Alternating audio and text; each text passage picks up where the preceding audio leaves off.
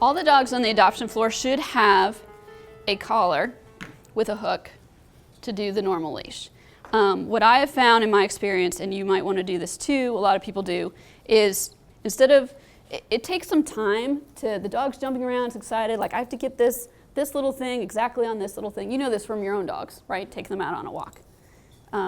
Eventually you can calm your own down, but here you don't want to be spending 10 minutes doing that with a dog that's not familiar with you, and it's going to take a while. So you can always just do the lasso, right? Take this through here, now I've got here. Good. This is so much faster, right? Now I'm ready to go. I took 2 seconds, and we can get on our way. And then when you get out, you just kind of loosen it, and it's easier to get it off the dog's head, okay? And you're not as in their face necessarily. Gives you a little bit of arm room, blah, blah. Everyone can see that, right? Is everyone good with how to do this? Okay. I've had people before that didn't know how to loop, so that's why I go over it. Okay. I'll show you one other thing while I've got the leash out. So there are dogs that are going to pull you, like 90% of them, right, are going to want to pull you. And there is a way to handle that makes it a little easier. So you can basically jerry-rig some of the gentle leaders and things like that you see that you can buy. But you can just do it with one leash. So you hook on the normal, in this case you do have to have it hooked to their collar. Let it fall to one side, go under the front legs, right, so down under the chest, and then come up through the collar, okay? And it looks like, whoa, this is going to be really effective now. Poor Sassy. It looks like, well, this isn't going to do anything, like it's not blocking this or whatever. I was fostering a German Shepherd last week, and I did this on her, and it was amazing. We went from this to this. So this is a handy procedure to have in your back pocket to help get the dogs out there if they're really pulling. And if any of you decide you want to be playgroup runners, even more so, because those dogs get out less often, and they're just more excited to be getting out there. So handy. Okay, leads, treats, and toys. You can grab those and take those out, play with them outside. Typically, I think it's better to keep one toy to a dog, again, to avoid the cross-contamination. But as we go out there, I'm sure there are going to be toys strewn all over the play yard. But if you cannot be that person, that's better. Don't lean over the dog's head. We kind of went over that already. Don't place fingers through fencing to grab the gate. Latch the door on the outside when outside. Really, they bring this up a lot because it's a problem. Avoid walking next to other kennels. Another point of difference to how it may have been done somewhere else. Some places advocate that if you guys are the dogs in the kennels, then I should be on this side of the dog so that if the dog starts going at it with another dog, I'm not in between the situation. At Charleston Animal Society, they prefer for the person to be here and that you're keeping this dog further away from the dogs in the kennel, okay?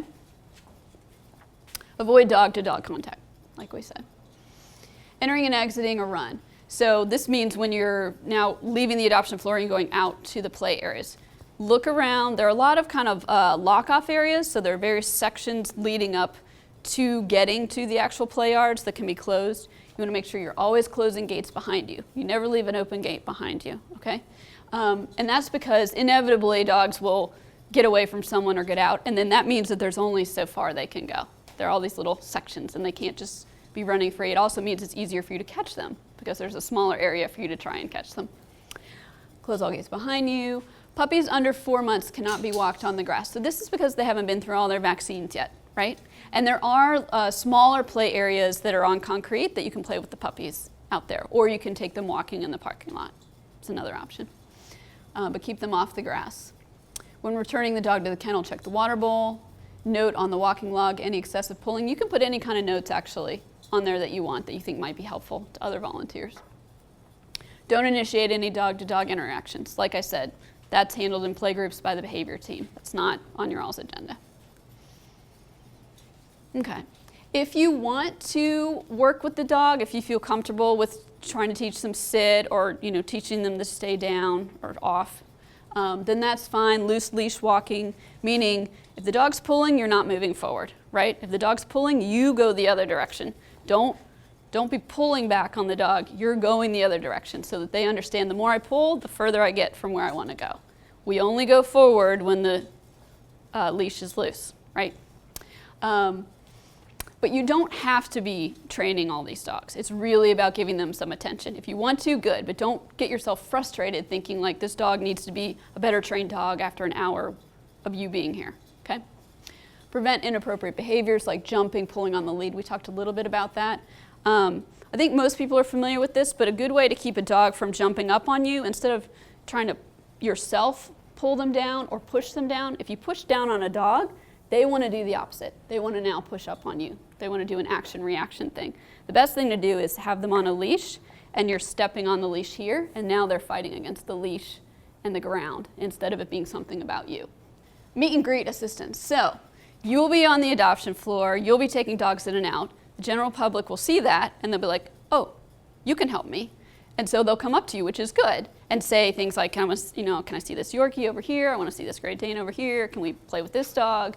Da, da, da, da. So you can assist with that, which is kind of fun and exciting because you're getting to know the dog, and now you're helping the dog even more so to get adopted. So the procedure for that is you say, yes, great, would love for you to meet this dog, and you escort them to one of our meet and greet rooms, which are 2 kind of glassed off rooms. And you put them in there, you go to the staff member and say, this family in here would like to meet so-and-so. Is there anything I need to know about that? Is that okay? They'll say, oh, yep, this, that, or the other, great. So then you can take the dog into the people. You're not taking the people and the dog in together. You put the people there first, then go back and get the dog.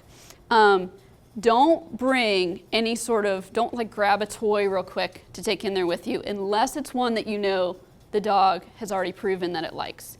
Because here's what happens. If you take Sassy in there with a potential adoptive family, and I throw this really great squeak toy in there, and they're trying to get her to play, and she's not interested in the squeak toy, then they're kind of like, wah, wah, this dog isn't fun, this dog doesn't like us. And it might be that Sassy loves tennis balls. And so that's what would have gotten her really revved up. So you want to, make everything go as positively as possible. Also let the potential adopters know that it's a different kind of situation for the dog. They're going to be excited. They shouldn't read this as the dog's normal behavior for any given day, so that they're just a little bit more forgiving about the situation up front. And then this is really important and tempting not to do. Leave the dog in there with the people. Don't stay in there. If you're like me, you're all helper type people. That's why you're here. And you're going to want to help and tell them stuff about the dog and show them how cute the dog is. You can do that for about 10 seconds, but then you need to leave because the dog is in love with you. You are the one who brought it here. You were the one who played with it before. So the dog's going to be all about you and not about the potential family. And that's another wah, wah moment, right? So we want the dog to be loving on them. Remove leash, exit room. But don't forget about them when you've left, right? Make sure the staff member knows that they're in there and that so someone's going in and checking on them so you don't have people up against the glass going, ready to go. Okay. Additional tips, give the dog space. Gradually see if it's comfortable with being petted. Not all dogs like to be petted, so this is just about reading the dog and taking things slowly. Injection site, I talked about the hips, right? Don't work with the dog if you're uncomfortable.